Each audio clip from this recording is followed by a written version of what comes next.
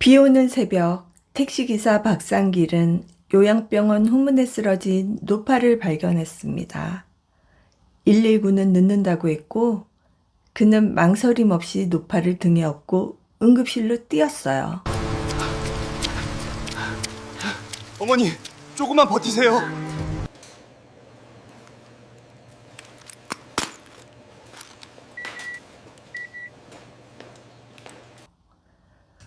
처치실로 옮기는 순간 노파의 목에서 낡은 사진 목걸이가 바닥으로 떨어졌죠.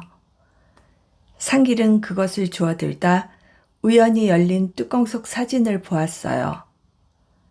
사진 속 아이의 왼쪽 쇄골 아래에는 자신과 똑같은 매화꽃 반점이 있었습니다. 사진 뒤에는 희미한 글씨가 적혀 있었어요. 지성이 첫돌. 상길은 숨을 삼키며 자신의 셔츠를 만졌습니다. 말도 안 된.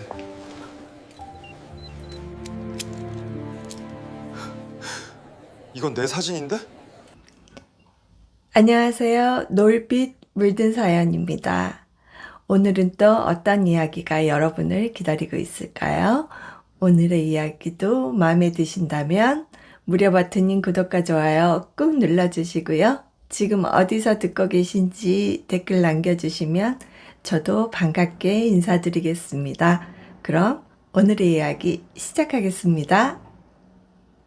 새벽 2시가 조금 넘은 시간이었습니다.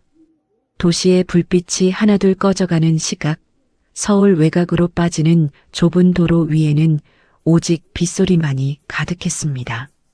박상길의 낡은 개인 택시 와이퍼는 쉴 새 없이 좌우로 움직이며 유리창을 두드리는 빗물을 밀어냈지만 비는 마치 누군가의 오래된 서름처럼 그칠 줄을 몰랐어요.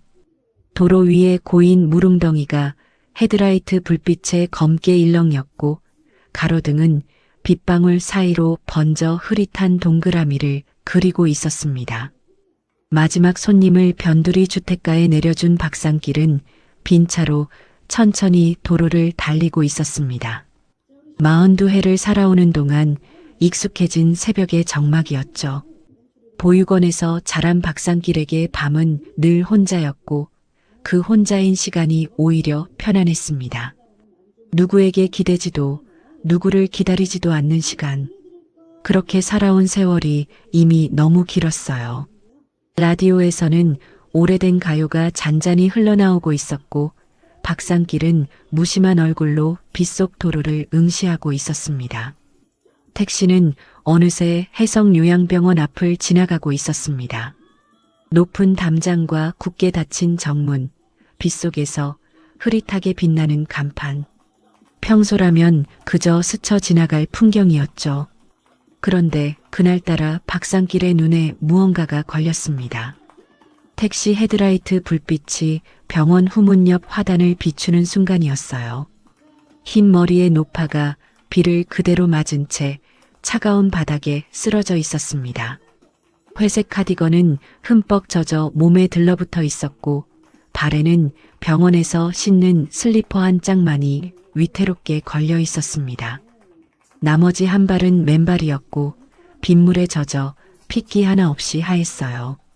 박상길은 자신도 모르게 브레이크를 밟았습니다. 평소 말수도 적고 남의 일에 끼어드는 성격도 아니었지만 위급한 사람을 보면 도무지 그냥 지나치지 못하는 사람이었죠. 그것은 어쩌면 평생 아무도 자신을 돌봐주지 않았던 사람만이 가질 수 있는 묘한 마음이었는지도 모릅니다. 누군가 쓰러져 있는 모습을 보면 박상길은 늘 어린 시절 혼자 울던 자신의 모습이 겹쳐 보였으니까요. 차에서 뛰어내린 박상길은 빗속을 가로질러 노파에게 달려갔어요. 가까이서 본 노파의 얼굴은 백지장처럼 창백했습니다. 손은 가슴께를 움켜쥐고 있었고 파랗게 질린 입술 사이로 가느다란 숨이 끊어질 듯 이어지고 있었어요. 빗물이 주름진 얼굴을 타고 흘러내려 마치 오래 참아온 눈물이 한꺼번에 쏟아지는 것처럼 보였습니다. 어머니, 정신 차리세요. 제 말 들리십니까? 대답은 없었습니다. 노파의 눈꺼풀만이 희미하게 떨릴 뿐이었죠. 박상길은 급히 휴대전화를 꺼내 119에 전화를 걸었습니다. 하지만 돌아온 대답은 폭우로 도로 곳곳이 잠겨 구급차 출동이 늦어진다는 말뿐이었어요. 박상길은 한순간 이를 악물었습니다. 기다리면 늦습니다.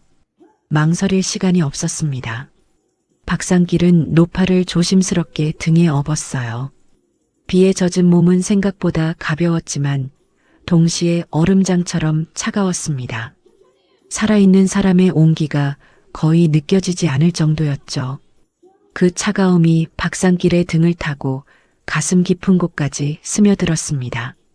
이 사람을 살려야 한다는 생각 하나가 머릿속을 가득 채웠어요. 병원 후문의 비상 통로는 굳게 잠겨 있었어요. 박상길은 노파를 업은 채 건물을 빙 돌아 응급실 정문 쪽으로 뛰기 시작했습니다. 쏟아지는 빗물이 눈을 가렸고 젖은 바닥에 몇 번이나 미끄러질 뻔했지만 멈추지 않았어요. 등에 업힌 노파의 가느다란 숨소리만이 박상길이 멈추면 안 되는 유일한 이유였습니다. 숨소리가 약해질 때마다 박상길은 발걸음을 더 빨리 했죠. 마침내 응급실 자동문이 열렸습니다. 박상길은 거의 쓰러지듯 안으로 들어섰어요. 여기 사람이 쓰러졌습니다. 빨리 좀 도와주세요. 당직 의료진이 놀라 달려왔습니다. 노파를 들것에 옮겨 눕히고 젖어서 몸에 들러붙은 회색 카디건을 황급히 벗기기 시작했죠. 바로 그 순간이었어요. 노파의 목에 걸려있던 검은 끈 하나가 스르르 풀리더니 작은 무언가가 바닥으로 툭 떨어졌습니다. 타원형의 낡은 사진 목걸이였어요. 오랜 세월 손때가 묻어 검은 끈은 색이 바랬고 금속 테두리에는 잔 흠집이 가득했습니다. 누군가 아주 오랫동안 하루도 빠짐없이 목에 걸고 다닌 물건이라는 것을 한눈에 알 수 있었죠. 박상길은 허리를 굽혀 그것을 주었습니다. 간호사에게 건네주려던 참이었죠. 그런데 바닥에 떨어지는 충격 때문이었는지 목걸이의 작은 뚜껑이 살짝 열려 있었어요. 박상길의 시선이 무심코 그 안으로 향했습니다. 빛바랜 첫 돌 사진 한 장이 들어 있었습니다. 흰옷을 입은 사내아이가 환하게 웃고 있는 사진이었죠. 그런데 아이의 옷깃이 살짝 벌어진 틈으로 왼쪽 쇄골 아래에 매화꽃처럼 붉게 번진 작은 반점이 또렷하게 보였어요. 박상길의 손이 그 자리에서 굳어버렸습니다. 자신도 모르게 다른 손이 셔츠의 윗단추로 향했어요. 비에 젖어 살짝 벌어진 셔츠 안쪽, 박상길의 왼쪽 쇄골 아래에도 똑같이 매화꽃을 닮은 붉은 반점이 자리하고 있었습니다. 어릴 적부터 늘 그 자리에 있던 자신의 일부였죠. 거울을 볼 때마다 무심코 스쳐 지나갔던, 그러나 한 번도 그 의미를 물어볼 사람이 없었던 흔적이었어요. 심장이 이상하게 뛰기 시작했습니다. 그러나 박상길은 곧 천천히 고개를 저었어요. 말도 안 되는 소리지.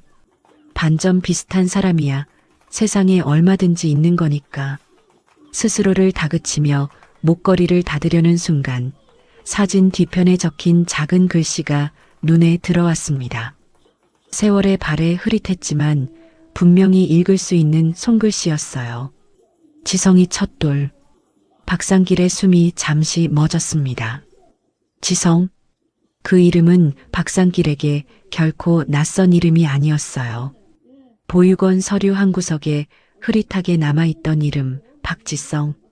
너무 오래되고 기록이 불분명해 박상길조차 오래도록 믿지 않았던 이름이었죠. 자신의 진짜 이름인지 누군가 대충 적어 넣은 이름인지조차 알 수 없었던 그 이름이 지금 낯선 노파의 목걸이 안에서 다시 살아나 박상길을 바라보고 있었습니다. 빗소리가 점점 멀어지는 듯 했어요. 응급실의 분주한 소음도 의료진의 다급한 목소리도 모두 아득하게 들렸습니다. 박상길은 그저 손안의 작은 목걸이를 내려다볼 뿐이었죠. 손끝이 미세하게 떨리고 있다는 것을 박상길은 한참 뒤에야 알아차렸습니다. 물론 박상길은 아직 아무것도 믿지 않았습니다. 사진 한 장과 이름 하나로 평생을 지켜온 마음의 벽이 무너질 리 없었어요. 너무 많은 기대가 너무 많은 상처로 돌아오던 세월을 박상길은 똑똑히 기억하고 있었으니까요. 기대하지 않는 것이야말로 박상길이 평생 익혀온 가장 단단한 습관이었습니다. 다만 마음속 아주 깊은 곳, 오랜 세월 단단히 닫아두었던 문 하나가 그날 새벽 아주 작게 삐걱이며 흔들리고 있었습니다. 박상길은 그 소리를 애써 외면하려 했지만 한번 흔들린 문은 좀처럼 다시 잠기지 않았어요. 창밖에는 여전히 비가 내리고 있었습니다. 박상길은 젖은 손으로 목걸이를 꼭 쥔 채 들것에 실려 처치실로 들어가는 노파의 뒷모습을 오래도록 바라보았습니다. 그 작은 등이 자꾸만 눈에 밟혔어요. 마치 오래전 어딘가에서 한 번쯤 본 적 있는 사람처럼 이상하게도 낯설지가 않았습니다. 처치실 문이 닫히고 나서도 박상길은 한동안 그 자리를 떠나지 못했습니다. 차가운 응급실 의자에 앉아 손안의 목걸이를 몇 번이고 다시 들여다보았죠. 사진 속 아이의 웃는 얼굴, 그 작은 매화꽃 반점, 그리고 뒤편의 흐릿한 이름. 보면 볼수록 마음이 어지러워졌습니다. 이런 우연이 세상에 있을 수 있을까? 박상길은 자신에게 몇 번이고 되물었어요. 보육원 시절 또래 아이들이 면회 오는 부모를 기다릴 때 박상길은 늘 창가에 혼자 서 있었습니다. 자신을 찾아올 사람은 없다는 걸 너무 일찍 알아버린 아이였죠. 그렇게 기다림을 포기하는 법을 배웠고 누구도 원망하지 않는 법을 배웠습니다. 그것이 박상길이 세상을 견디는 방식이었어요. 그런데 지금 한 번도 본 적 없는 노파의 목걸이 안에서 자신과 똑같은 반점을 가진 아이가 웃고 있었습니다. 그것도 자신의 흐릿한 이름과 똑같은 글씨를 등에 지고서 말이죠. 밖에서는 빗줄기가 조금씩 가늘어지고 있었습니다. 동이 트려면 아직 한참 남은 시각, 응급실의 흰 불빛만이 차갑게 박상길을 비추고 있었어요. 박상길은 천천히 고개를 들어 처치실 쪽을 바라보았습니다. 저 안에 누워있는 노파는 대체 누구일까? 어쩌면 평생 묻어두었던 질문 하나가 그날 새벽빛 속에서 조용히 깨어나고 있었습니다. 박상길은 손안의 목걸이를 한참 내려다보고 있었습니다. 차가운 응급실 의자에 앉은 채 작은 타원형 뚜껑을 닫았다 열기를 몇 번이고 반복했죠. 사진 속 아이의 반점, 사진 뒤에 적힌 흐릿한 이름, 그리고 자신의 낡은 보육원 기록. 세 가지가 머릿속에서 한꺼번에 맴돌며 좀처럼 가라앉지 않았어요. 이것을 간호사에게 건네야 한다는 생각은 분명했습니다. 그런데 이상하게도 손이 쉽게 움직이지 않았어요. 마치 그 목걸이를 놓는 순간 평생 한 번도 가져보지 못했던 어떤 가능성 하나가 함께 사라져버릴 것만 같았죠. 그러나 박상길은 곧 스스로를 다그쳤습니다. 정신 차려. 사진 한 장 보고 무슨 생각을 하는 거야. 세상에 이름 같은 사람이 어디 한둘인가. 반점이야 우연히 닮을 수도 있는 거고. 42해를 살아오는 동안 박상길이 가장 경계해온 것은 바로 이런 헛된 기대였습니다. 보육원 시절 누군가 자신을 데리러 올지도 모른다는 기대를 품을 때마다 돌아온 것은 더 깊은 외로움뿐이었으니까요. 그래서 박상길은 일찌감치 기대를 버리는 법을 배웠습니다. 마음이 흔들릴수록 더 단단하게 고개를 젓는 습관, 그것이 박상길이 자신을 지켜온 방식이었어요. 바로 그때였습니다. 복도 저편에서 또각또각 구두 소리가 울려 퍼졌어요. 새벽 응급실의 정막을 깨는 또렷하고 절제된 발소리였죠. 박상길이 고개를 들자 검은 정장을 입은 남자 몇이 빠른 걸음으로 다가오고 있었습니다. 그 앞에 선 사람은 머리를 단정히 빗어넘긴 50대 후반의 남자였어요. 해성요양병원의 원장 한기태였습니다. 한기태의 시선은 먼저 처치실 쪽을 향했습니다. 그러고는 아주 짧은 순간 박상길의 손에 들린 검은 목걸이로 옮겨갔죠. 그 찰나 늘 차분하던 한기태의 얼굴이 미세하게 굳었습니다. 평범한 사람이라면 알아차리지 못했을 만큼 짧은 순간이었지만 위급한 순간마다 사람의 표정을 살펴온 박상길의 눈은 그것을 놓치지 않았어요. 그거 이사장님 물건입니다. 이리 내놓으시죠. 한기태의 목소리는 부드러웠지만 그 안에는 서늘한 날이 숨어 있었습니다. 박상길은 천천히 자리에서 일어났어요. 그러나 목걸이를 곧장 건네지는 않았습니다. 대신 조용히 물었죠. 이 사진 속 아이가 누구입니까? 한기태의 눈빛이 가늘어졌습니다. 입가에는 여전히 옅은 미소가 걸려 있었지만 눈은 전혀 웃고 있지 않았어요. 택시기사 양반, 남의 물건을 함부로 열어보는 건 예의가 아니지요. 뚜껑이 열려 있었습니다. 일부러 본 건 아닙니다. 박상길은 그렇게 말하면서도 한기태의 눈을 한순간도 놓치지 않았습니다. 그런데 이상한 점이 보였어요. 한기태의 시선이 목걸이가 아니라 박상길의 셔츠 윗단추 사이를 향하고 있었던 겁니다. 비에 젖어 살짝 벌어진 셔츠 틈으로 왼쪽 쇄골 아래 붉은 반점이 희미하게 드러나 있었거든요. 그 반점을 본 순간 한기태의 손끝이 아주 미세하게 떨렸습니다. 단정하게 모았던 손가락이 한번 움찔하더니 곧 주먹으로 말렸어요. 표정을 지우려 애쓰는 기색이 역력했죠. 박상길의 머릿속에 이상한 생각 하나가 스쳤습니다. 그것은 확신이 아니었어요. 오히려 확신과는 정반대인 묘하고 서늘한 의심이었죠. 이 남자는 사진 속 아이가 누구인지 알고 있다. 그리고 방금 내 반점을 보고 분명히 놀랐다. 왜일까?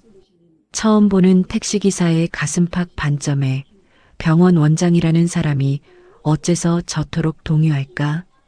박상길은 천천히 그러나 또렷하게 그 의문을 마음속에 새겼습니다. 한기태는 곧 흐트러진 표정을 다잡았습니다. 헛기침을 한 번 하더니 한층 차가워진 목소리로 말했어요. 요즘 별별 사람이 다 있습니다. 혹시 이사장님 정신이 약해지셨다는 소문을 듣고 접근한 겁니까? 그런 거라면 단단히 잘못 짚으셨습니다. 말이 끝나기 무섭게 검은 정장의 경호원들이 박상길에게 다가왔습니다. 한 명이 박상길의 손에서 목걸이를 빼앗듯 가져갔고 다른 한 명은 어깨를 잡아 응급실 출입구 쪽으로 밀기 시작했죠. 잠깐, 저는 그저 쓰러진 분을 모셔온 것뿐입니다. 수고하셨습니다.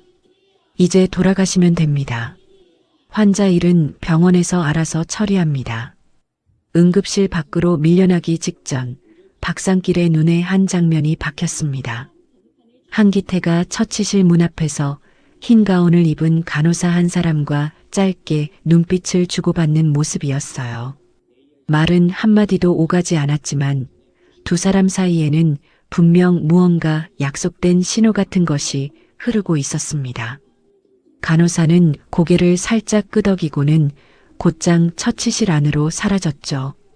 그 장면이 어쩐지 박상길의 마음 한구석을 불편하게 만들었습니다.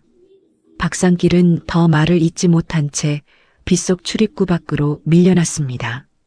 손에 쥐고 있던 목걸이도 그렇게 빼앗겼죠. 자동문이 닫히는 순간 한기태가 처치실 쪽으로 빠르게 걸어가는 뒷모습이 유리 너머로 보였습니다. 비는 어느새 가늘어져 있었어요. 박상길은 처마 아래 선 채 닫힌 자동문을 한참 동안 바라보았습니다. 마음 한구석이 까닭 모르게 무거웠죠. 생각해보면 이상한 일투성이었습니다. 멀쩡한 카디건을 입은 노인이 어째서 한밤중에 병원 슬리퍼 한 짝만 신고 후문 화단에 쓰러져 있었을까? 비상 통로는 왜 잠겨 있었을까? 그리고 무엇보다 응급실에 실려온 환자의 목걸이를 두고 원장이라는 사람이 왜 저렇게 예민하게 굴었을까? 박상길은 천천히 자신의 셔츠 윗단추를 만졌습니다. 손끝에 닿는 익숙한 반점의 감촉. 평생 아무 의미도 없다고 여겨온 작은 흔적이 그날 새벽만큼은 이상하게 뜨겁게 느껴졌어요. 진짜 이상한 건 사진이 아니었습니다. 사진 속 아이의 반점도 흐릿한 이름도 아니었어요. 정말 마음에 걸리는 건 그 사진을 본 한기태의 반응이었습니다. 무언가를 숨기는 사람의 얼굴, 들켜서는 안 될 것을 들킨 사람의 눈빛. 박상길은 오랜 세월 수많은 손님을 태우며 그런 얼굴을 적지 않게 보아왔으니까요. 택시로 돌아온 박상길은 시동을 걸지 않은 채 한동안 운전대에 손을 얹고 있었습니다. 빗방울이 앞 유리를 타고 천천히 흘러내렸어요. 평소 같으면 그저 또 하나의 길고 무료한 밤이었을 시간이었죠. 그런데 그날 밤은 무언가가 달랐습니다. 박상길은 백미러로 병원 건물을 한 번 더 바라보았습니다. 불 꺼진 창들 사이로 처치실의 불빛만이 노랗게 빛나고 있었어요. 저 안에 누워있는 노파, 그 목걸이 속 아이, 그리고 자신의 반점. 무언가가 하나의 선으로 이어지려 하고 있었지만 박상길은 아직 그 선의 끝이 어디로 향하는지 알지 못했습니다. 다만 한 가지는 분명했어요. 이대로 그냥 돌아갈 수는 없다는 것. 평생 남의 일에 깊이 끼어들지 않고 살아온 박상길이었지만 그날만큼은 가슴 한복판에 작은 불씨 하나가 조용히 피어오르고 있었습니다. 그것이 단순한 호기심인지 아니면 오래 묻어둔 그리움인지는 박상길 자신도 알 수 없었죠. 빗속을 가르며 택시가 다시 도로 위로 미끄러져 나갔습니다. 박상길의 마음속에서는 한 가지 질문이 끝없이 맴돌고 있었어요. 그 노파는 대체 누구이며 한기태는 무엇을 그토록 두려워하고 있는 것일까? 그날 새벽 내내 박상길은 손님을 태우면서도 머릿속으로 같은 장면을 몇 번이고 되감았습니다. 셔츠 사이로 드러난 반점을 본 한기태의 얼굴, 미세하게 떨리던 손끝, 그리고 처치실로 황급히 들어가던 간호사의 뒷모습. 하나하나 떼어놓고 보면 별일 아닐 수도 있었어요. 그러나 그것들이 한자리에 모이자 박상길의 직감은 자꾸만 같은 곳을 가리키고 있었습니다. 새벽 손님 하나가 뒷좌석에서 졸다가 문득 물었습니다. 기사님, 무슨 걱정거리라도 있으세요? 표정이 영 안 좋으신데요. 박상길은 백미러로 손님을 흘긋 보고는 짧게 답했어요. 아닙니다. 그냥 비가 많이 와서요. 손님은 더 묻지 않고 다시 눈을 감았습니다. 박상길은 그제야 자신이 운전대를 너무 꽉 쥐고 있었다는 걸 알아차렸어요. 손가락 마디가 하얗게 변할 만큼 힘이 들어가 있었죠. 평생 무뚝뚝하게 그 무엇에도 깊이 흔들리지 않으려 애써온 사람의 손이었습니다. 그런 손이 그날 새벽만큼은 미세하게 떨리고 있었어요. 날이 밝아올 무렵 박상길은 마음을 정했습니다. 빼앗긴 목걸이는 어쩔 수 없다 해도 그 노파가 어떻게 됐는지만큼은 꼭 확인하고 싶었어요. 그리고 가능하다면 한기태가 그토록 감추려 한 것이 무엇인지도 알고 싶었습니다. 그것이 자신과 아무 상관없는 일이라면, 그래서 마음이 편해질 수만 있다면 차라리 그 편이 나을 거라고 박상길은 스스로를 그렇게 다독였죠. 동쪽 하늘이 희뿌옇게 밝아오고 있었습니다. 긴 밤이 끝나가고 있었지만 박상길의 마음속에서는 이제 막 무언가가 시작되고 있었어요. 다음 날 아침 박상길은 밤새 운전한 피로도 잊은 채 해성요양병원으로 다시 향했습니다. 간밤의 일이 도무지 머릿속을 떠나지 않았기 때문이죠. 그 노파가 무사한지, 빼앗긴 목걸이는 제대로 전해졌는지, 무엇보다 한기태가 보였던 그 이상한 반응의 정체가 무엇인지 확인하지 않고는 도저히 마음이 놓이지 않았어요. 병원 로비는 아침 일찍부터 사람들로 분주했습니다. 휠체어를 탄 노인들, 보호자를 따라 들어서는 환자들, 분주히 오가는 간호사들. 박상길은 그 틈을 지나 접수 창구 앞에 섰습니다. 마음을 가다듬고 최대한 차분하게 물었죠. 어젯밤 새벽에 응급실로 실려온 어르신이 계십니다. 흰머리에 회색 카디건을 입으셨던 분인데요. 지금 어떤 상태신지 좀 알 수 있을까요? 접수 직원은 모니터를 흘끗 보더니 사무적인 목소리로 답했습니다. 가족분이 아니시면 환자 상태는 확인해 드릴 수 없습니다. 제가 그분을 직접 업고 응급실까지 모셔온 사람입니다. 그저 무사하신지만 알고 싶어서요. 죄송하지만 그래도 안 됩니다. 환자 개인정보라서 가족이 아니면 어떤 것도 알려드릴 수 없게 되어 있어요. 박상길은 더는 묻지 못했습니다. 그 말이 틀린 게 아니었으니까요. 병원으로서는 당연히 지켜야 할 원칙이었죠. 처음 보는 택시기사에게 환자의 상태를 알려줄 이유는 어디에도 없었습니다. 박상길은 잠시 그 자리에 멈춰 섰다가 천천히 발길을 돌리려 했어요. 로비 한쪽 청소도구 앞 옆에서 누군가 조심스럽게 박상길을 불렀습니다. 저기 기사님, 어젯밤 그 어르신 업고 들어오신 분 맞으시죠? 박상길이 돌아보니 자그마한 체구의 여인이 서 있었어요. 머리에는 흰 두건을 쓰고 손에는 비닐봉투 하나를 꼭 쥔 채였습니다. 얼굴에는 깊은 주름과 함께 어딘지 모를 불안이 어려 있었죠. 야간 간병인 장복순이었습니다. 장복순은 주변을 한번 살피더니 박상길에게 더 가까이 다가와 목소리를 낮췄어요. 제가 어젯밤 당직이었어요. 기사님이 어르신 업고 뛰어들어오시는 거 다 봤습니다. 정말 고마웠어요. 무사하십니까, 그분? 네, 다행히 고비는 넘기셨어요. 그런데 장복수는 말끝을 흐리며 다시 한번 주위를 두리번거렸습니다. 마치 누가 엿듣고 있지는 않은지 살피는 사람처럼요. 그 모습에 박상길의 가슴이 까닭 모르게 서늘해졌어요. 이사장님, 원래 그렇게 정신 흐린 분이 아니셨어요. 박상길의 눈이 그 자리에 멈췄습니다. 이사장, 그러니까 그 노파는 이 병원의 평범한 환자가 아니라 병원을 세운 재단의 이사장이었던 겁니다. 100명이라는 이름을 박상길은 그제야 처음 들었어요. 박상길은 잠시 그 자리에 멈춰 로비 한쪽 벽에 걸린 병원 안내판을 바라보았습니다. 해성요양병원, 재단 이사장 100명이, 사진 속 노인은 단정한 정장 차림으로 어딘가 단단하고 위험 있는 표정을 짓고 있었어요.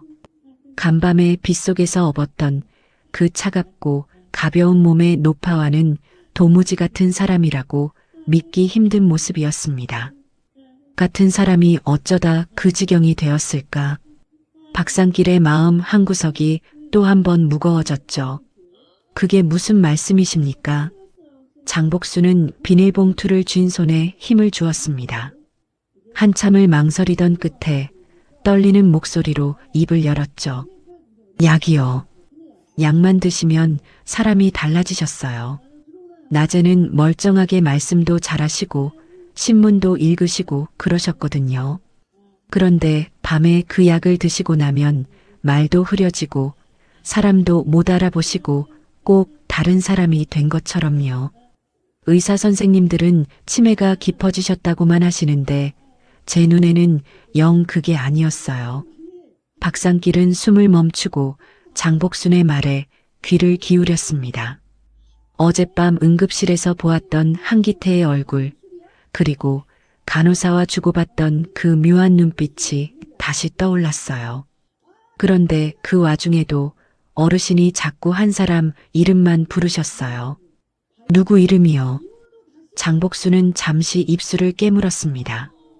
그러고는 거의 들릴 듯 말 듯한 목소리로 속삭였죠. 지성이요. 우리 지성이 찾아야 한다고, 기태를 믿으면 안 된다고. 정신이 흐려지신 와중에도 그 말만은 또렷하게 하셨어요. 지성. 그 이름을 듣는 순간 박산길의 등줄기를 타고 서늘한 무언가가 훑고 지나갔습니다. 어젯밤 목걸이 사진 뒤에서 본 바로 그 이름. 그리고 자신의 흐릿한 보육원 기록 속에 남아있던 바로 그 이름.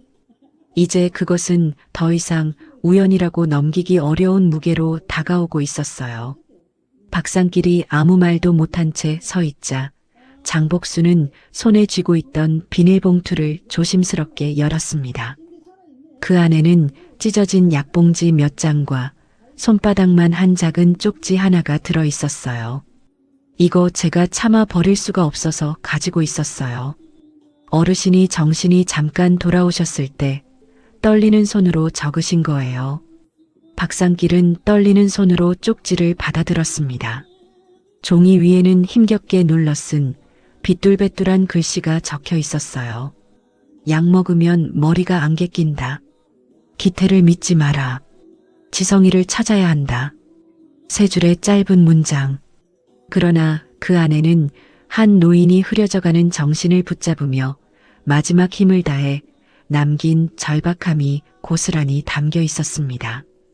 박산길은 그 쪽지를 한참 동안 내려다보았어요. 종이를 쥔 손끝이 미세하게 떨렸습니다. 이제 더는 외면할 수 없었습니다.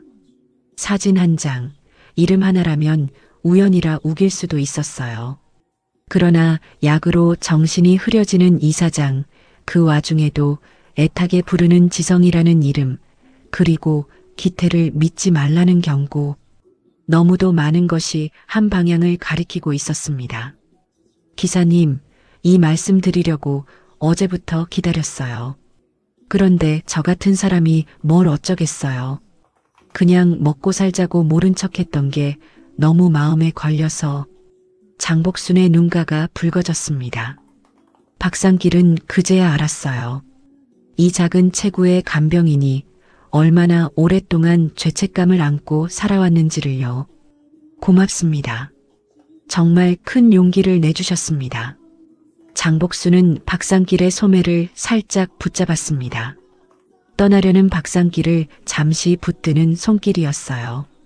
기사님, 혹시라도 이 일에 끼어드실 생각이면 정말 조심하셔야 해요. 이 병원 보기보다 무서운 곳이에요. 한 원장님은 절대 만만한 분이 아니거든요. 박산길은 장복순의 손을 가만히 마주 잡았습니다. 거칠고 야윈, 그러나 따뜻한 손이었어요. 걱정 마십시오. 그리고 이 약봉지하고 쪽지 절대 잃어버리지 않겠습니다. 박산길은 쪽지와 약봉지를 조심스럽게 품에 넣었습니다. 가슴 한복판에서 간밤에 피어오른 작은 불씨가 이제는 분명한 불길로 번지고 있었어요. 병원을 나서는 박산길의 머릿속에는 한 가지 생각만이 또렷했습니다. 100명이라는 노인이 부르던 지성, 자신의 흐릿한 이름과 똑같은 그 아이. 이제 그 정체를 확인하지 않고는 결코 평범한 일상으로 돌아갈 수 없게 되어버렸다는 것을요. 택시로 돌아온 박산길은 운전석에 앉아 한참을 움직이지 못했습니다. 품에서 쪽지를 다시 꺼내 그 세 줄을 몇 번이고 다시 읽었어요. 약 먹으면 머리가 안개 낀다. 기태를 믿지 마라. 지성이를 찾아야 한다. 글씨가 뒤로 갈수록 더 흐트러지고 떨려 있었습니다. 마지막 줄을 쓸 때쯤에는 노인의 손에 거의 힘이 남아있지 않았던 게 분명했어요. 박산길은 눈을 감았습니다. 평생 자신은 그저 버려진 아이라고만 믿어왔습니다. 누군가에게 사랑받기를 바라는 마음조차 사치라고 여기며 살았죠. 그런데 정말 만약에 저 노인이 자신을 그토록 애타게 찾고 있던 어머니라면, 그 생각에 미치자 박상길의 가슴은 두려움과 그리움이 뒤엉킨 이상한 감정으로 요동쳤습니다. 하지만 박상길은 곧 고개를 가로저었어요. 아직은 아무것도 확실하지 않다고, 섣불리 마음을 열었다가 또 무너지지 않으려면 신중해야 한다고 스스로를 다잡았죠. 그러면서도 한편으로는 이미 마음 한구석이 그 노인을 향해 천천히 기울고 있다는 것을 박상길 자신도 어렴풋이 느끼고 있었습니다. 확인해야 할 것이 있었어요. 자신의 출발점, 그 모든 의문이 시작된 곳. 박상길은 천천히 시동을 걸었습니다. 오래전 자신이 자랐던 그 보육원으로 가야 할 시간이었죠. 거기에 어쩌면 평생 묻혀있던 답의 첫 조각이 남아있을지도 몰랐으니까요. 박상길이 자란 보육원은 도시 외곽의 낮은 언덕 위에 있었습니다. 40년 가까운 세월이 흐르는 동안 건물은 새로 고쳐졌고 마당의 나무들도 몰라보게 자라 있었어요. 박상길은 한참을 차 안에 앉아 낯설어진 그 풍경을 가만히 바라보았습니다. 이곳에서 보낸 어린 시절의 기억이 마치 다른 사람의 일처럼 아득하게 느껴졌죠. 원장실 문을 두드리자 젊은 직원이 박상길을 맞았습니다. 박상길은 자신이 오래전 이곳에서 자란 사람이라고 밝히고 입소 당시의 기록이 남아있는지 물었어요. 직원은 난감한 표정을 지었습니다. 워낙 오래된 기록이라서요. 예전 서류는 대부분 폐기됐을 텐데 한번 찾아볼게요. 직원이 창고 구석에서 먼지 쌓인 철제 상자 몇 개를 꺼냈지만 박상길의 기록은 쉽게 나오지 않았습니다. 그러다 직원이 조심스럽게 말했어요. 그 시절 일을 가장 잘 아시는 분은 아마 홍말순 전 원장님이실 거예요. 지금은 은퇴하셨는데 근처 작은 아파트에서 지내고 계세요. 연락처를 드릴 테니 한번 찾아가 보시겠어요? 박상길은 그 길로 홍말순의 집을 찾아갔습니다. 오래된 아파트 단지, 좁은 계단을 올라 낡은 현관문 앞에 섰을 때 박상길의 마음은 묘하게 떨려왔어요. 문을 연 사람은 등이 굽은 노인이었습니다. 하지만 눈빛만큼은 여전히 또렷했죠. 홍말순은 박상길의 얼굴을 한참이나 바라보더니 천천히 입을 열었습니다. 내가 그때 그 아이로구나. 박상길은 가슴이 철렁 내려앉았어요. 40년 가까운 세월이 흘렀는데도 홍말순은 단번에 자신을 알아본 것입니다. 원장님, 절 기억하십니까? 기억하다마다 그 눈빛을 어떻게 잊겠니? 들어오너라. 거실 한쪽 벽에는 빛바랜 사진 몇 장이 걸려 있었습니다. 보육원 마당에서 아이들과 함께 찍은 단체 사진이었어요. 박상길은 그중 한 장에서 작고 마른 아이 하나를 발견했습니다. 늘 무리에서 한 발짝 떨어져 카메라가 아닌 다른 곳을 바라보고 있는 아이. 그게 어린 시절의 자신이라는 걸 박상길은 단번에 알아보았죠. 사진 속 아이의 눈빛은 또래보다 일찍 철이 든 외로운 아이의 눈빛이었습니다. 좁은 거실에 마주 앉은 박상길은 본론을 꺼냈습니다. 자신의 처음 기록이 남아있는지, 어디서 어떻게 발견되었는지 알고 싶다고요. 홍말순은 한참 박상길을 바라보다가 자리에서 일어나 안방으로 들어갔습니다. 그러고는 낡은 철제 서랍 깊숙한 곳에서 누렇게 변색된 파일 하나를 꺼내왔어요. 너도 언젠가는 이걸 찾으러 올 줄 알았다. 그래서 다른 건 다 버려도 이것만은 평생 가지고 있었지. 박상길은 떨리는 손으로 파일을 받아들었습니다.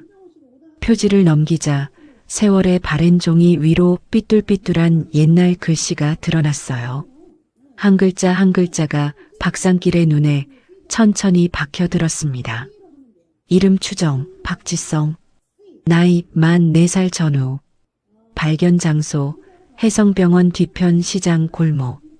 신체 특징 왼쪽 쇄골 아래 붉은 꽃잎 모양 반점.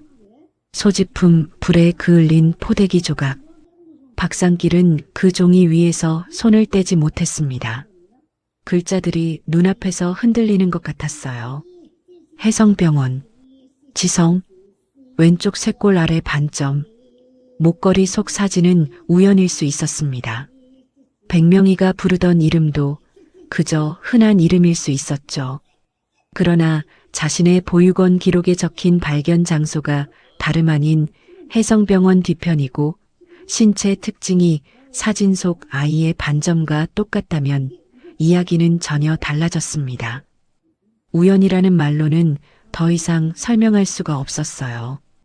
홍말수는 떨리는 손으로 박상길에게 따뜻한 보리차 한 잔을 건넸습니다. 그러고는 오래전 기억을 더듬듯 천천히 말을 이었어요. 너는 어릴 때부터 참 말이 없는 아이였다.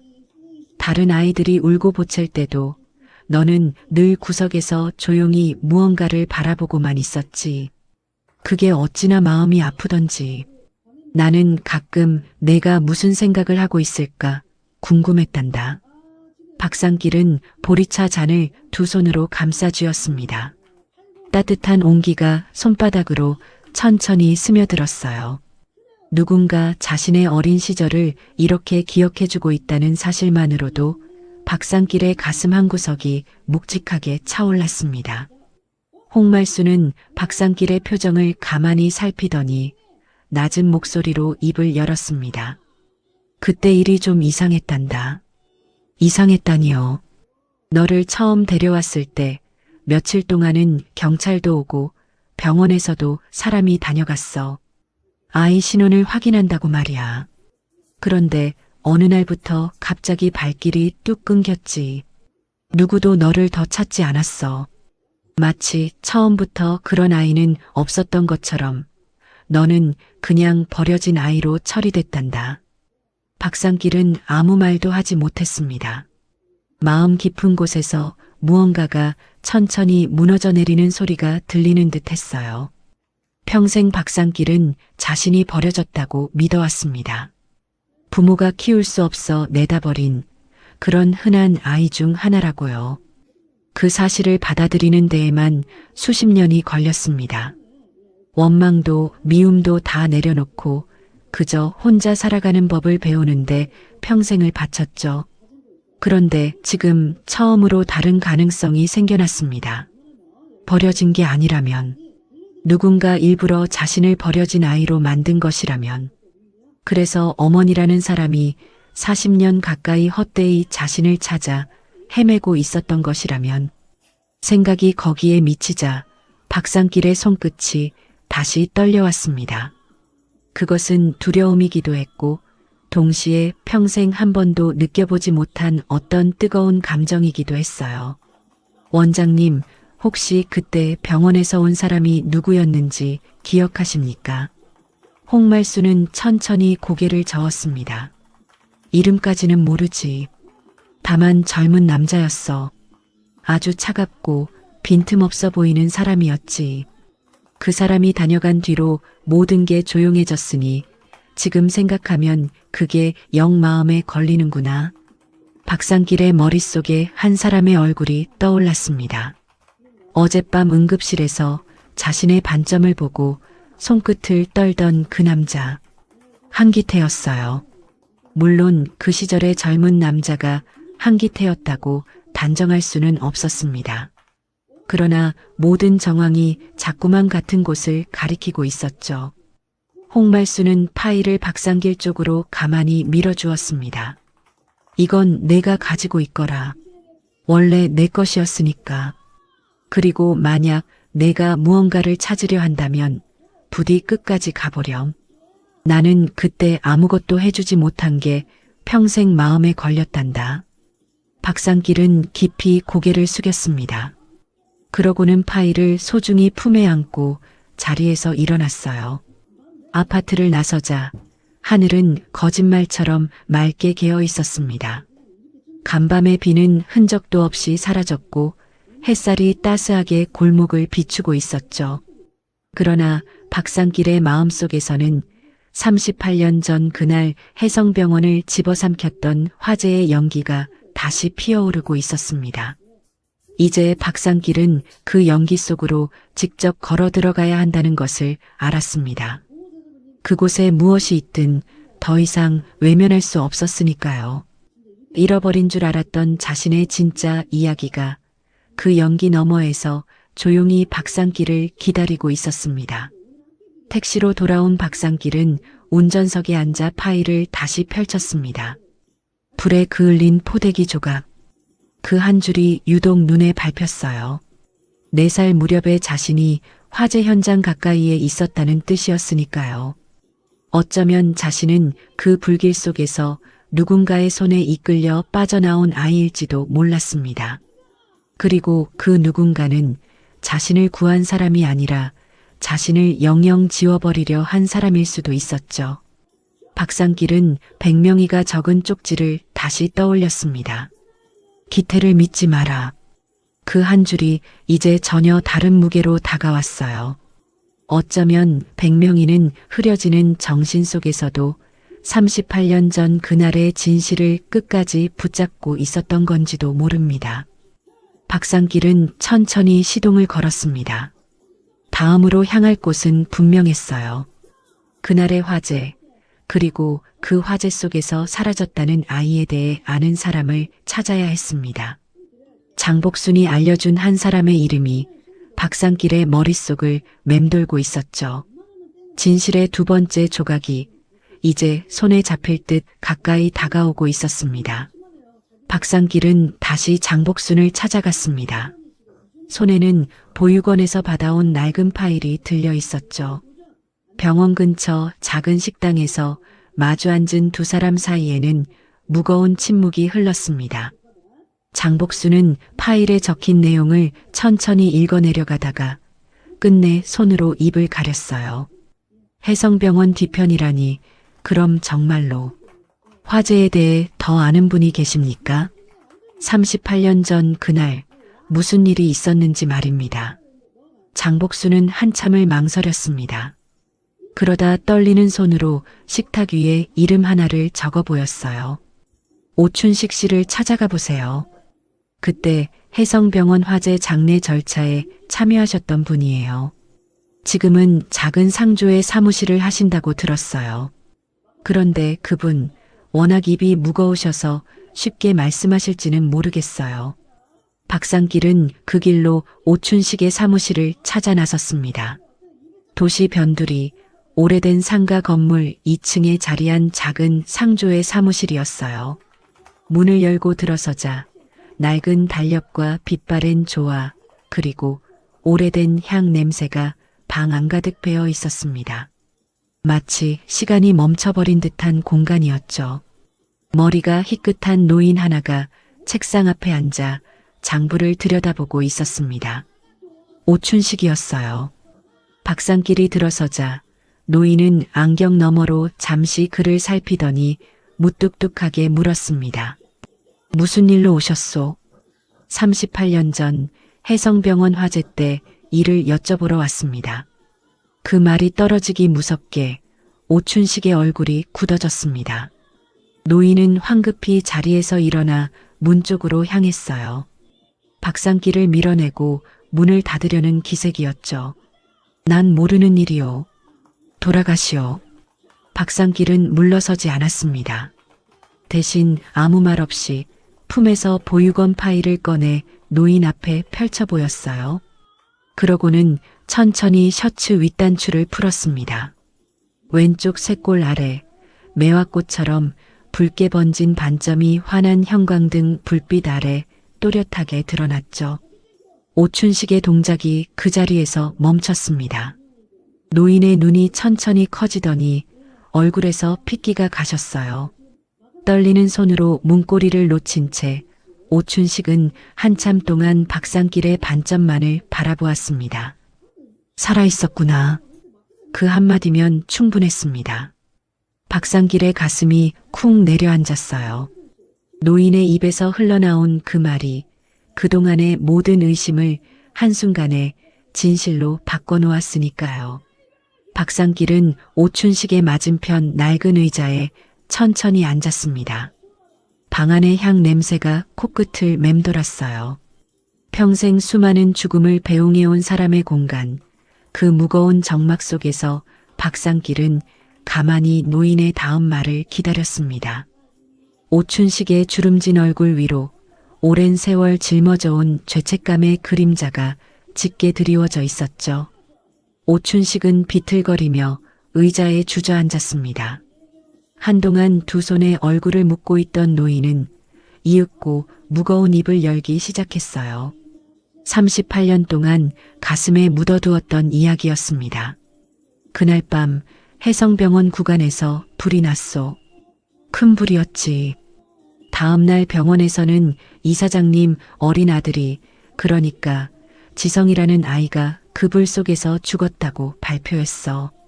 온 병원이 초상집이 됐지. 박상길은 숨을 죽이고 노인의 말에 귀를 기울였습니다. 그런데 말이요. 내가 그때 장례 절차를 맡았는데 도무지 이해가 안 되는 일이 있었어. 아이의 시신이 없었던 거요. 시신이 없었다고요. 그래. 분명 아이가 죽었다고 했는데 정작 확인할 시신은 어디에도 없었어. 다들 불에 너무 심하게 타서 그렇다고 했지만 내 눈에는 영 이상했지. 게다가 그 무렵 병원 직원 하나가 나한테 이상한 말을 했단 말이요. 오춘식은 잠시 말을 멈추고 식은 물을 한 모금 마셨습니다.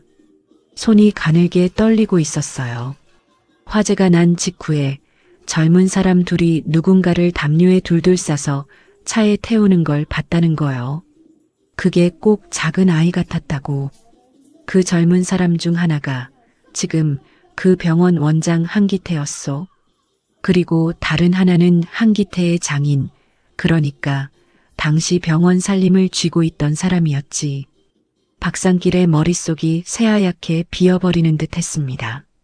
담요에 쌓인 작은 아이, 불에 그을린 포대기 조각, 해성병원 뒤편에서 발견된 네 살배기, 모든 조각이 하나의 그림으로 맞춰지고 있었어요. 그런데 왜 가만히 계셨습니까?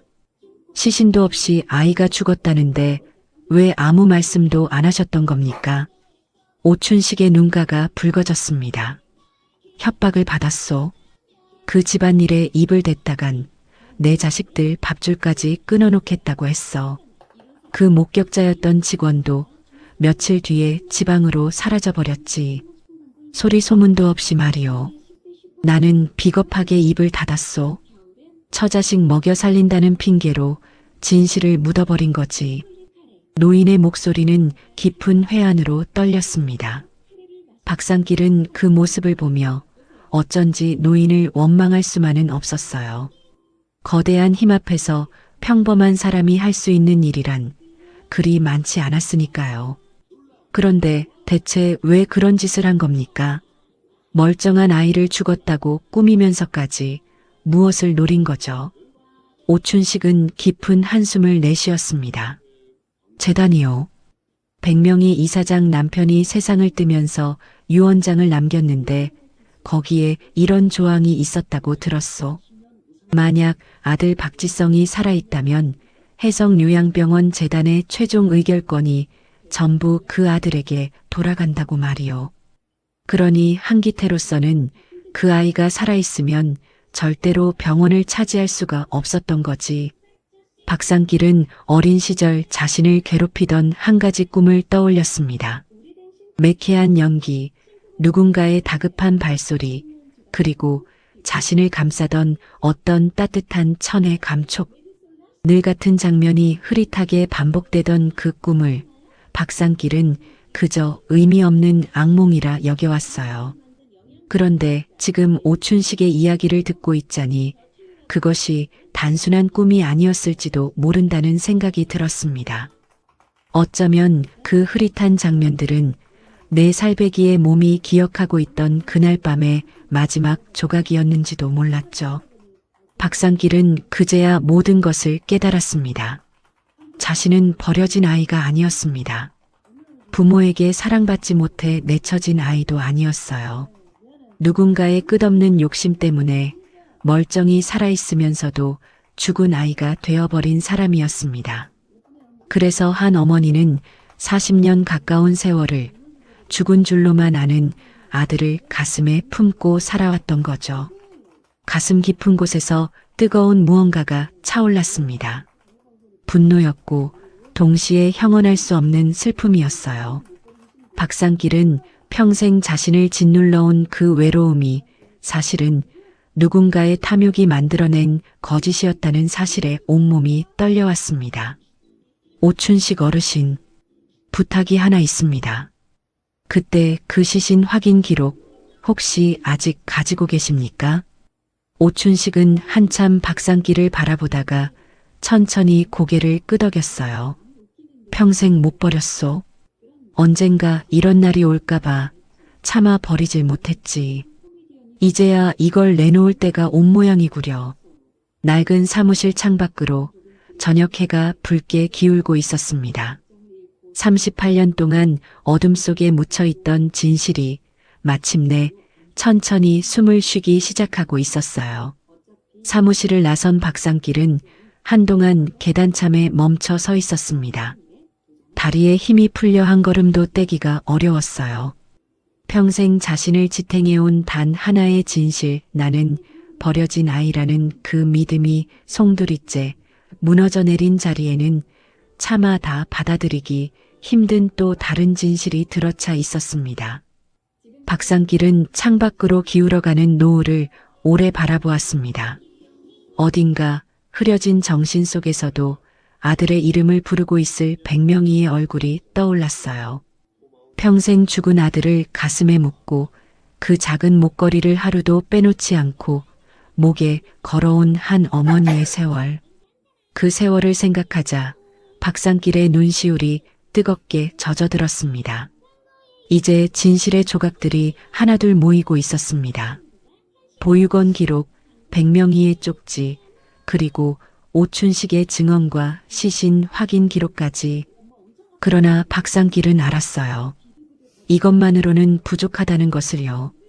한기태 같은 사람은 어설픈 증거 앞에서는 결코 무너지지 않을 테니까요.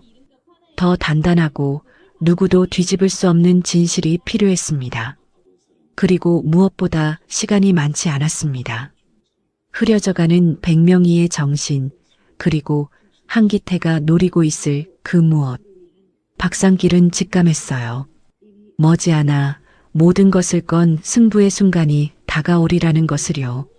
재단 총회를 사흘 앞둔 밤이었습니다. 박상길이 늦은 손님을 내려주고 잠시 차를 세워 숨을 고르고 있을 때 휴대전화가 요란하게 울렸어요. 장복순의 번호였습니다. 전화를 받자 다급하고 떨리는 목소리가 흘러나왔죠. 기사님, 큰일 났어요. 오늘 밤에 이사장님을 외곽 요양시설로 옮긴대요.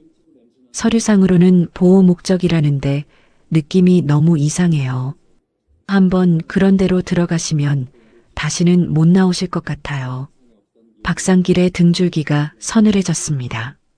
재단 총회를 코앞에 두고 하필 이 시점에 백명희를 멀리 옮긴다는 것. 그것은 분명 한기태가 무언가를 마무리 지으려는 신호였어요. 백명희를 아무도 닿을 수 없는 곳에 가둬두고 총회에서 모든 것을 자기 뜻대로 끝내려는 속셈이 분명했죠.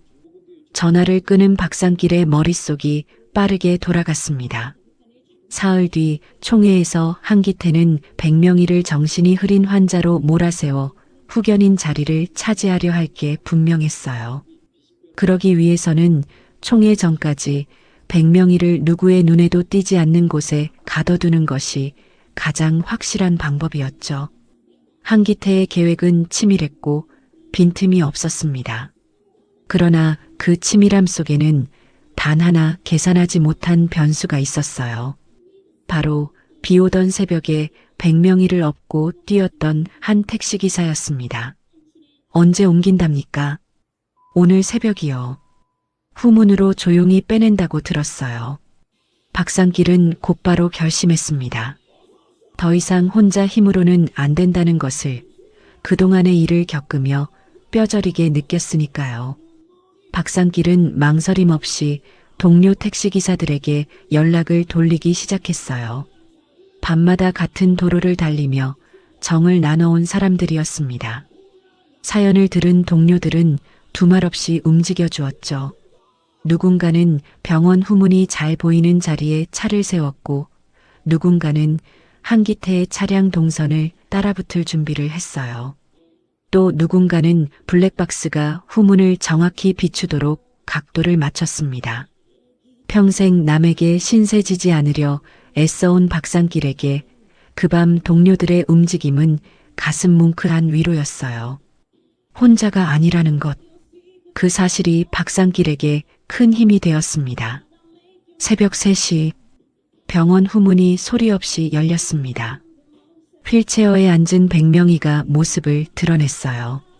두꺼운 담요를 덮고 있었지만 몸은 한쪽으로 힘없이 기울어져 있었습니다.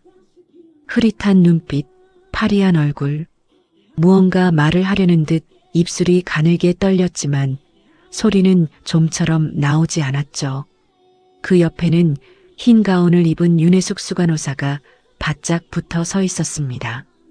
어젯밤 응급실에서 한기태와 눈빛을 주고받던 바로 그 간호사였어요. 후문 앞에는 검은 승합차 한 대가 시동을 건 채 대기하고 있었습니다. 바로 그 순간이었어요. 박상길의 택시가 골목 안으로 미끄러져 들어와 승합차 앞을 가로막았습니다.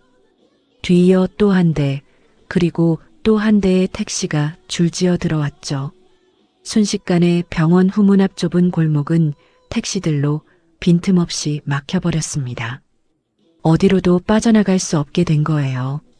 승합차에서 경호원들이 튀어나왔습니다. 뭐 하는 짓이야? 차 빼. 당장 안 빼면 업무 방해로 신고한다. 박상길은 대답하지 않았습니다.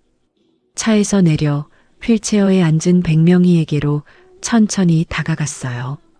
그러고는 한쪽 무릎을 굽혀 백명희와 눈높이를 맞췄습니다. 이 사장님, 저 기억하십니까? 비 오던 날 새벽에 이 사장님을 업고 응급실로 뛰어갔던 택시기사입니다. 백명희의 흐린 눈동자가 천천히 움직여 박상길의 얼굴에 가닿았습니다. 한참 동안 아무 말이 없었어요.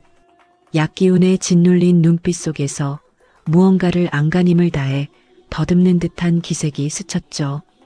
그러다 백명희의 메마른 입술이 아주 작게 움직였습니다. 지성아. 박상길의 가슴이 크게 출렁였습니다. 평생 그 누구도 제대로 불러준 적 없던 이름. 그 이름이 자신을 낳은 어머니의 입에서 흘러나오고 있었어요. 온몸의 피가 거꾸로 솟는 듯한 감정이 박상길을 휘감았습니다. 하지만 박상길은 그 자리에서 무너지지 않았어요. 오히려 더 침착하게, 더 조심스럽게 마음을 다잡았습니다. 너무 많은 거짓과 상처를 겪어온 사람이었으니까요. 감정에 휩쓸려 이를 그르칠 수는 없었습니다. 닮았다고 해서 무조건 아들이 되는 건 아닙니다. 하지만 확인은 반드시 해봐야겠습니다. 어머니든 아니든 이대로 어머니를 저들 손에 넘길 수는 없으니까요. 박상길은 천천히 셔츠의 윗단추를 풀었습니다. 가로등 불빛 아래, 왼쪽 쇄골 아래 매화꽃처럼 번진 붉은 반점이 드러났어요. 박상길은 백명희의 흐린 눈앞에 그 반점이 잘 보이도록 몸을 기울였습니다. 이 사장님, 이거 혹시 기억나십니까? 백명희의 눈동자가 그 반점 위에서 잠시 멈췄습니다. 흐릿하던 눈빛이 아주 잠깐 무언가에 닿은 듯 흔들렸어요. 떨리는 손이 천천히 올라와 그 붉은 반점을 어루만지려는 듯 허공을 더듬었습니다. 입술이 다시 달싹였지만 약기운에 눌린 목소리는 끝내 말이 되어 나오지 못했죠. 그러나 그 손짓 하나만으로도 박상길은 가슴이 미어지는 듯 했습니다. 백명이의 흐린 눈에서 눈물 한 줄기가 주름진 뺨을 타고 천천히 흘러내렸습니다. 말은 더 잊지 못했지만 그 눈물 한 방울에 40년 가까운 그리움이 모두 담겨 있는 듯 했어요. 경호원들이 거칠게 다가왔지만 동료 택시기사들이 어느새 백명이의 휠체어를 빙 둘러쌌습니다. 윤혜숙은 당황한 얼굴로 어딘가에 황급히 전화를 걸기 시작했죠. 아마 한기태였을 겁니다. 그러나 이미 상황은 박상길 쪽으로 기울어 있었어요. 좁은 골목, 빼곡히 막힌 택시들, 그리고 흔들림 없이 백명이를 지키는 사람들 앞에서 경호원들도 함부로 움직이지 못했습니다. 동료 기사 한 사람이 차창을 내리고 경호원들을 향해 큰 소리로 외쳤습니다. 우리는 그냥 길가에 잠깐 차 세운 것뿐인데 뭐가 문제요? 신고할 테면 해보쇼. 경찰이 오면 오히려 잘 됐지. 한밤중에 노인 한 분을 어디로 그렇게 급하게 모셔가는지 같이 좀 물어봅시다. 그 말에 경호원들의 얼굴이 굳어졌습니다.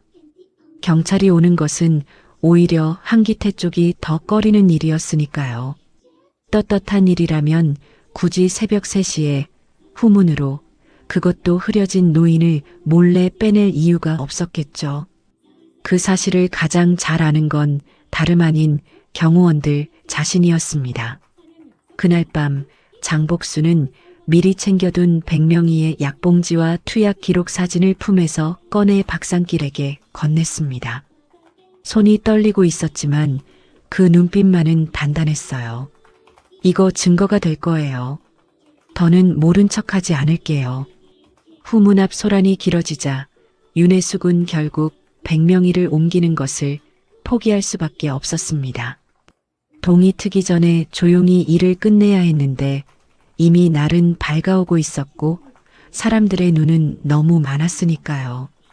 윤혜숙은 분한 얼굴로 박상길을 노려보다가 결국 승합차에 올라 자리를 떴습니다.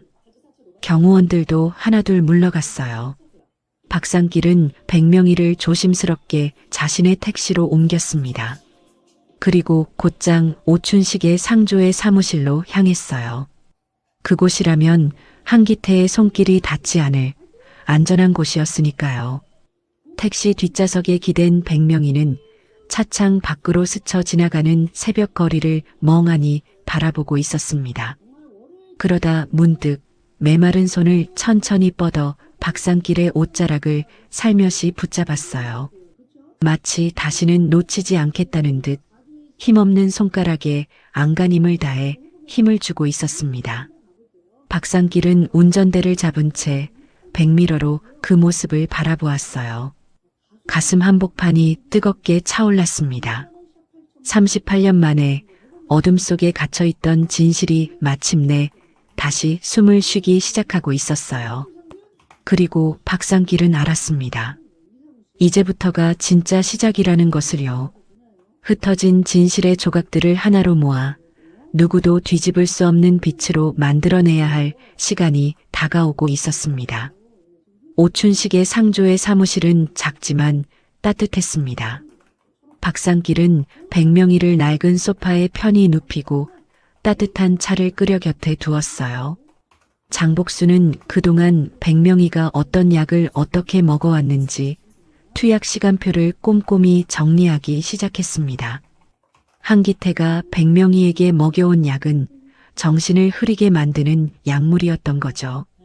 그 약이 몸에서 빠져나가자 백명이는 조금씩 본래의 정신을 되찾기 시작했습니다. 이틀이 지나자 백명이의 눈빛은 놀랄 만큼 또렷해졌어요. 흐릿하던 말투도 점차 분명해졌고 손의 떨림도 잦아들었습니다. 한기태가 퍼뜨린 치매 소문이 사실은 약물이 만들어낸 거짓이었음을 증명하는 변화였죠. 정신이 돌아온 백명이는 그동안 자신이 어떤 상태였는지 천천히 떠올리기 시작했습니다. 낮에는 멀쩡하다가도 밤이 되면 안개 속에 갇힌 듯 정신이 흐려지던 나날들. 사람들의 얼굴이 뭉개지고 자신이 무슨 말을 했는지조차 기억나지 않던 시간들. 그 모든 것이 약 때문이었다는 사실을 깨닫자 백명희의 얼굴에는 분노보다 깊은 서글픔이 먼저 번졌어요. 기태가 그 아이가 정말 나를 그렇게까지 했단 말이지. 한솥밥을 먹던 식구라 여겼는데 백명희의 목소리에는 배신감이 짙게 묻어 있었습니다. 그러나 그 서글픔도 잠시, 백명희는 곧 입술을 굳게 다물었어요. 흐트러진 마음을 다잡으려는 한 시대를 일군 사람 특유의 단단함이 그 얼굴에 다시 돌아오고 있었습니다. 정신이 돌아온 백명희는 박상길의 얼굴을 오래도록 바라보았습니다. 그 눈빛 속에는 차마 다 표현할 수 없는 수많은 감정이 일렁이고 있었어요.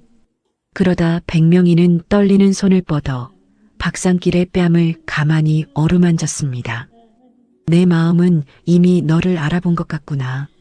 처음 그 빗속에서 눈을 떴을 때부터 나는 이상하게도 내가 낯설지가 않았어. 그런데도 백명희는 잠시 말을 멈추고 스스로를 다잡듯 깊은 숨을 내쉬었습니다. 그런데도 안 되겠지. 마음만으로는 부족해. 저들이 또 무슨 말로 뒤집을지 모르니 누구도 부정할 수 없는 증거가 있어야 할 거다.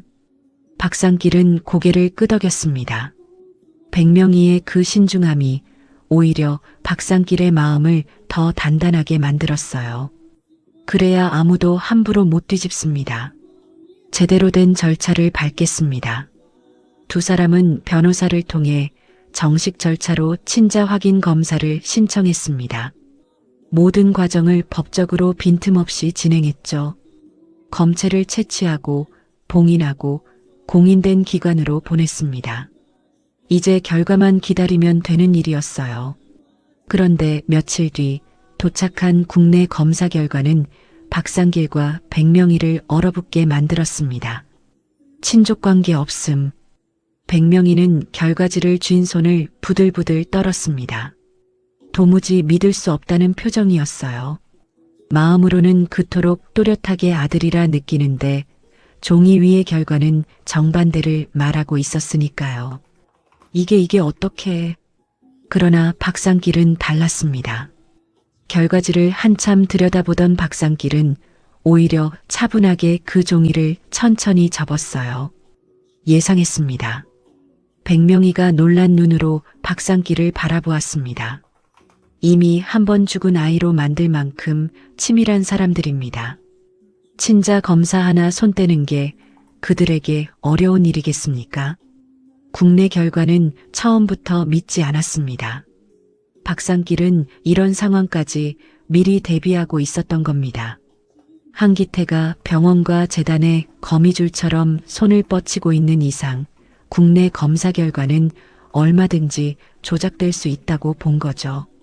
박상길은 동료 택시기사 중 한 사람을 떠올렸습니다. 오랫동안 공항에서 화물 일을 해온 해외 운송의 밝은 사람이었어요. 박상길은 그 동료의 도움을 받아 별도의 검체를 해외 공인 감정기관으로 보내기로 했습니다. 이번에는 모든 과정을 한치의 빈틈도 없이 진행했어요. 검체를 채취하는 순간부터 변호사가 입회했고 봉인하는 과정 전부를 영상으로 남겼습니다. 누구도 중간에 손댈 수 없도록 검체는 봉인된 채 곧장 해외로 보내졌죠. 박상길은 다짐했습니다. 이번만큼은 그 무엇도 진실을 가리지 못하게 하겠다고요. 그러는 사이 동료들이 또 하나의 결정적인 단서를 가져왔습니다. 후문 앞에서 백명희를 막아서던 그 새벽 한 동료의 택시 블랙박스에 놀라운 장면이 찍혀 있었던 거예요. 윤혜숙 수간호사가 국내 감정원 직원으로 보이는 사람에게 은밀히 두툼한 봉투 하나를 건네는 모습이었습니다. 그 시점은 공교롭게도 친자 검사 검체가 감정원으로 넘어간 직후였죠. 박상길은 그 영상을 보며 주먹을 꽉 쥐었습니다. 모든 것이 분명해지고 있었어요. 국내 검사 결과가 왜 친족관계 없음으로 나왔는지, 그 이유가 영상 속에 고스란히 담겨 있었으니까요. 오춘식도 떨리는 손으로 평생 간직해온 화재 당시 시신 확인 기록을 꺼내 변호사에게 넘겼습니다. 이걸 내놓는데 38년이 걸렸구려. 이제야 마음의 짐을 좀 더는 것 같소. 이제 증거들이 하나로 모이기 시작했습니다. 장복순이 제출한 투약 시간표와 약봉지, 오춘식이 평생 간직해온 화재 당시 시신 확인 기록, 보육원에 남아있던 발견 장소와 반점 기록, 그리고 블랙박스 속 봉투를 건네는 장면까지 흩어져 있던 진실의 조각들이 마침내 하나의 그림으로 맞춰지고 있었어요. 해외 결과를 기다리는 며칠은 박상길에게 평생 가장 길게 느껴지는 시간이었습니다. 마음 한편으로는 이미 답을 알고 있었지만 그래도 종이 위에 적힌 진실을 두 눈으로 확인하기 전까지는 차마 마음을 다 놓을 수가 없었어요. 박상길은 밤마다 택시를 몰면서도 자꾸만 백명희가 자신의 뺨을 어루만지던 손길을 떠올렸습니다. 그 따뜻한 손길이 어쩌면 평생 자신이 그토록 목말라 하던 단 하나의 온기였는지도 몰랐죠. 백명희 역시 마찬가지였습니다. 정신이 돌아온 백명희는 사무실 창가에 앉아 박상길이 운전하러 나간 빈자리를 오래 바라보곤 했어요. 혹시라도 이 모든 것이 또 한 번의 헛된 희망으로 끝나버리면 어쩌나. 40년 가까이 수없이 무너졌던 기대가 백명희를 조심스럽게 만들고 있었습니다. 그리고 며칠 뒤 마침내 해외 감정 결과가 도착했습니다. 박상길과 백명희 그리고 곁을 지키던 사람들 모두가 숨을 죽였어요. 변호사가 봉인된 봉투를 조심스럽게 열고 결과지를 천천히 펼쳤습니다. 종이 위에는 한 줄의 숫자가 또렷하게 적혀 있었죠. 친생자 관계 확률 99.999%. 순간 사무실 안에 깊은 침묵이 내려앉았습니다. 백명희는 떨리는 손을 그 숫자 위에 가만히 얹었어요. 한참 동안 아무 말도 하지 못했습니다.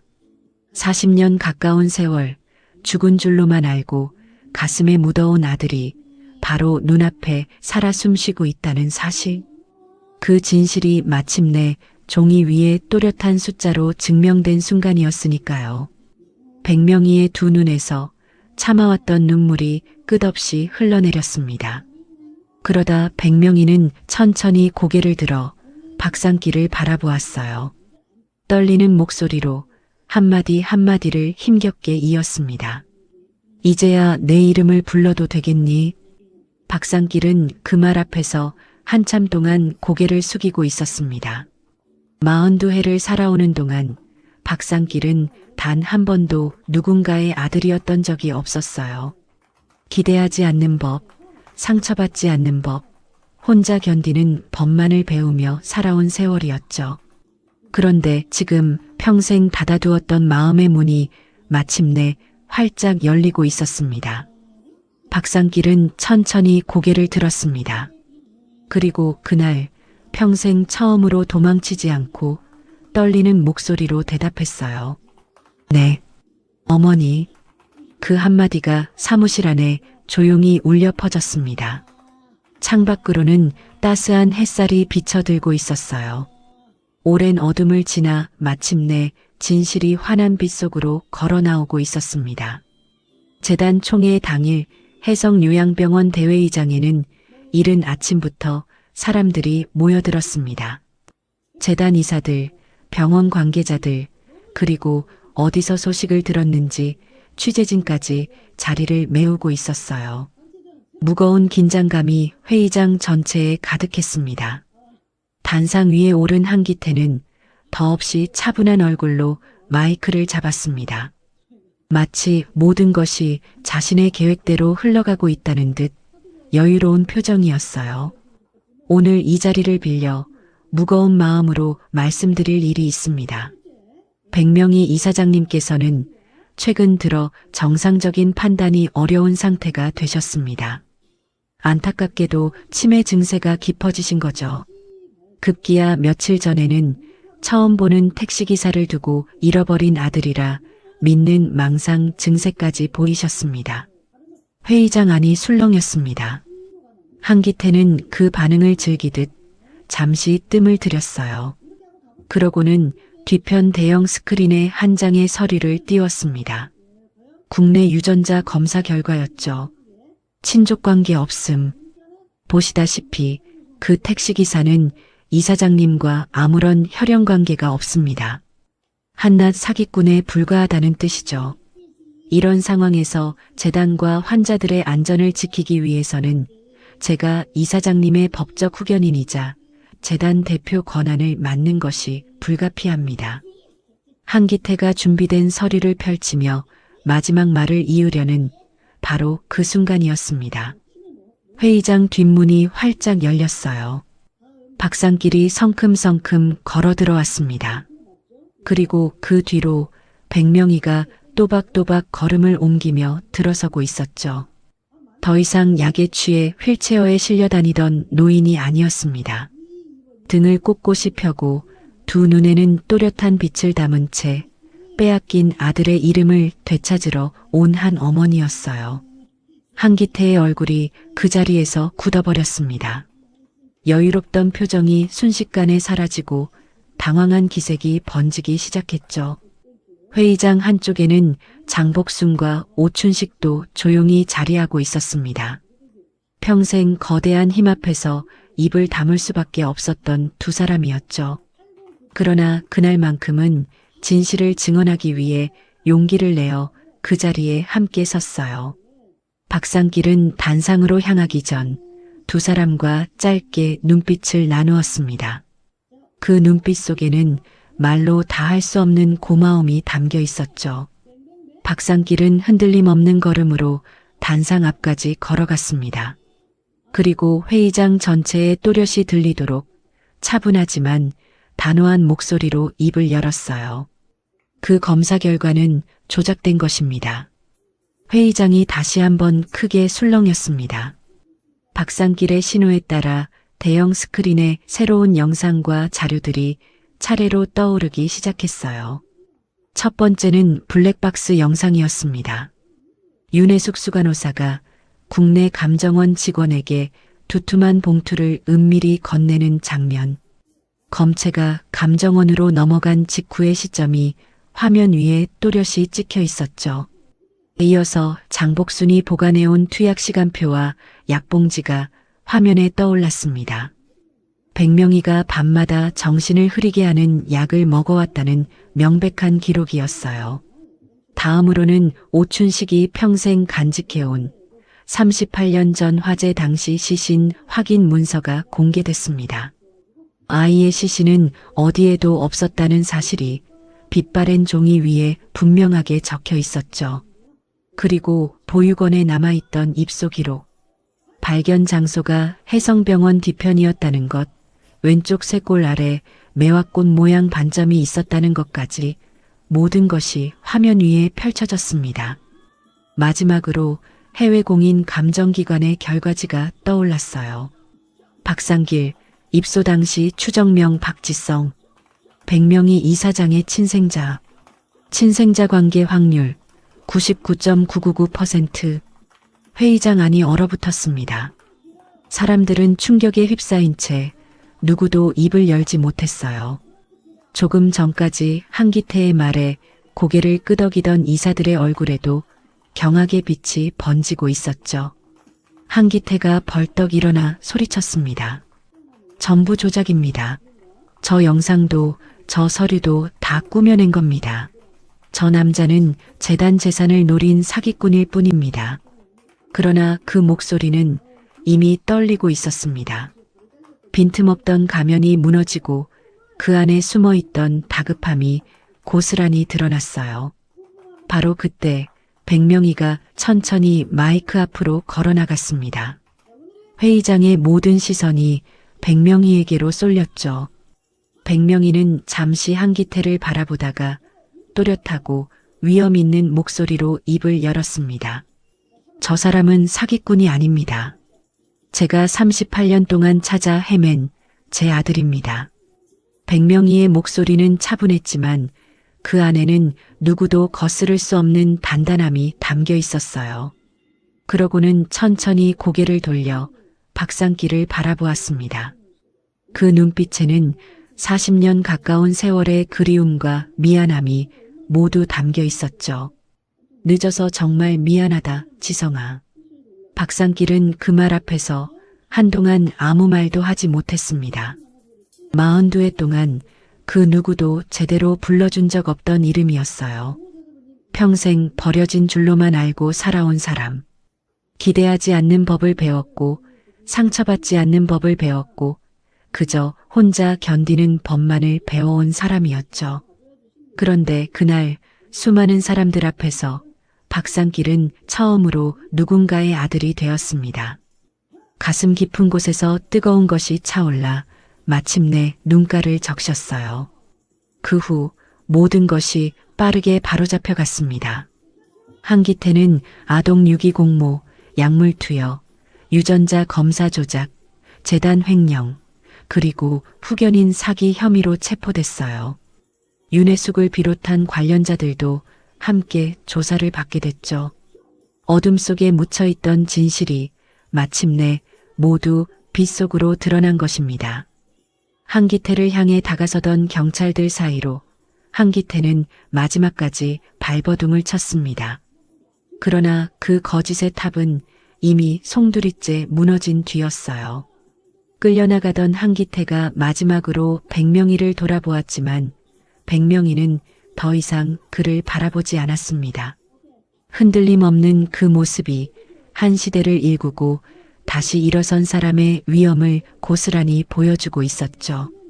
몇 달 뒤 해성요양병원에는 새로운 현판이 걸렸습니다. 해성기억회복센터. 백명희는 치매로 몰려 재산과 인권을 빼앗긴 노인들을 돕는 일을 시작했어요. 자신이 겪은 고통을 다른 누군가는 겪지 않도록 하겠다는 다짐이었죠. 박상길은 재단의 법적 후계자가 되었지만 택시를 곧바로 그만두지는 않았습니다. 그 비오던 밤에 제가 택시를 몰지 않았다면 어머니를 영영 못 만났을 겁니다. 그러니 이 일을 쉽게 놓을 수가 없네요. 어느 평온한 저녁, 백명희는 박상길에게 낡은 검은 끈 목걸이를 건넸습니다. 그 안에는 여전히 빛바랜 첫 돌 사진이 들어 있었어요.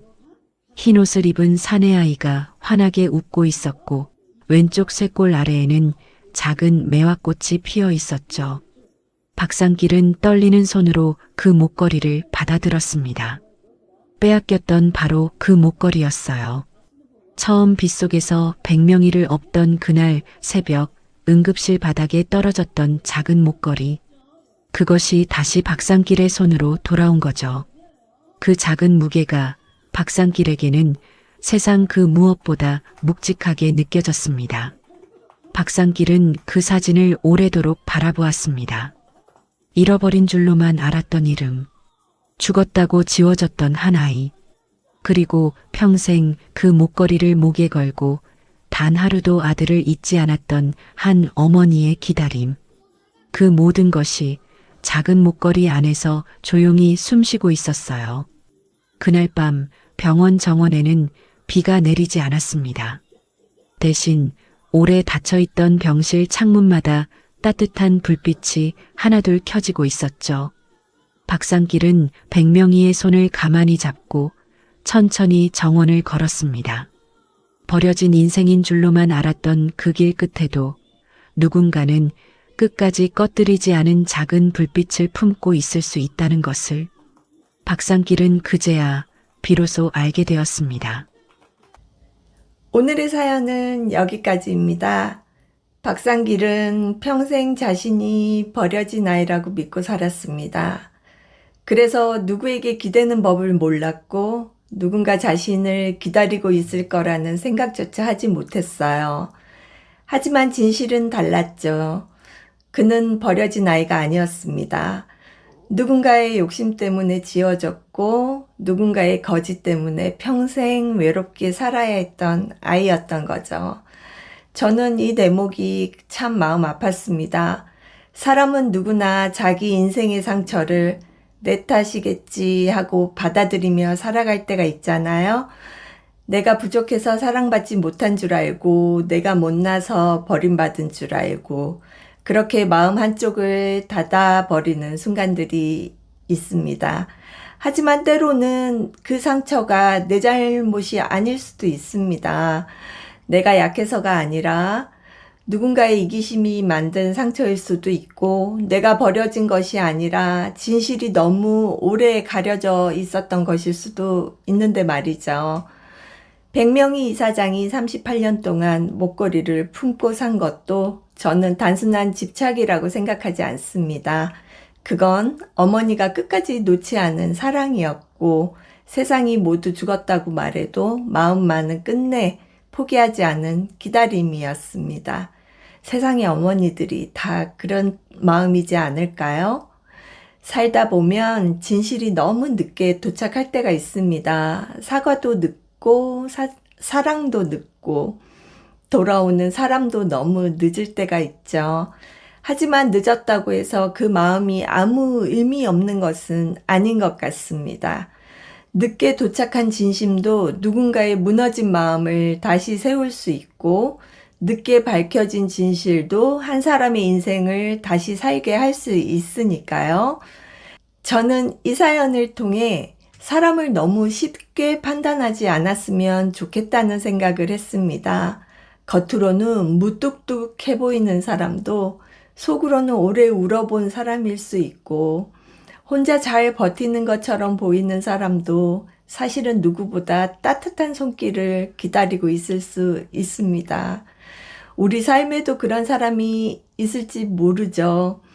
말없이 지나치는 기사님 한 분, 병원 복도에 앉아있는 어르신 한 분, 혹은 오래 연락하지 못한 가족 한 사람까지도요. 그 사람들 마음속에도 아무에게도 꺼내지 못한 사연 하나쯤은 조용히 숨쉬고 있을지 모르겠습니다. 오늘 이야기가 여러분께 그래도 사람은 끝까지 사람을 포기하지 말아야 한다는 작은 마음으로 남았으면 좋겠다는 생각을 저는 해봤습니다. 끝까지 함께 해주셔서 진심으로 감사합니다. 다음에도 가슴 따뜻한 이야기로 다시 찾아뵙겠습니다. 감사합니다.